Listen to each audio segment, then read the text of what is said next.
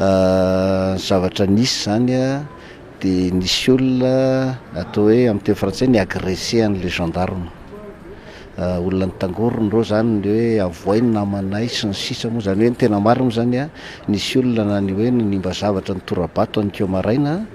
de nalain'ny gendarme fotsiny reo zany a de hoe avoaka ny riva.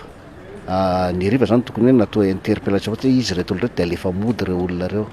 de le gendarme sisa tavela tany zany a no nisy andian'olona de tsy hay aloha na hoe olona voakarama fa za aloha mahita an'le agressivité an'olona de hoe olona voakarama reo a, de reo zany no nitora-baton'ny gendarme tavela tany. De rehefa tavela le gendarme le teo zany a de anaky hoe hiala tam'le toerana zareo de nampiasa grenade lacrymogène. Rehefa nampiasa tsisy finanam-po hoe hifandona zany mihitsy androany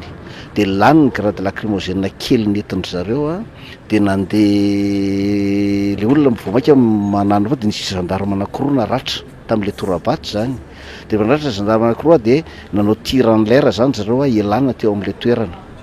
Rehefa nanao tir en l'air izy zany a de tafavoaka tam'le toerana de nisy gendarme anankiroa tsy hita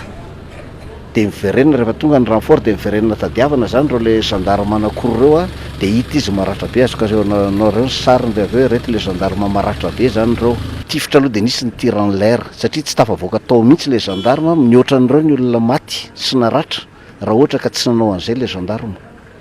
fa ny hoe nitifitra hoe nisy olona naratra amin'ny bala zany hatreto zany tsisy olona naratra. Tsika hoe interpellena fotsiny le efatra zany hoe nanimba zavatra tora-bato gendarme de hoe interpellena hoe identifiena hoe ireto zany a de ateny izy hoe aza manao an'zany de alefa mody, ohatran'ny nanaovana hatramin'izay zany e.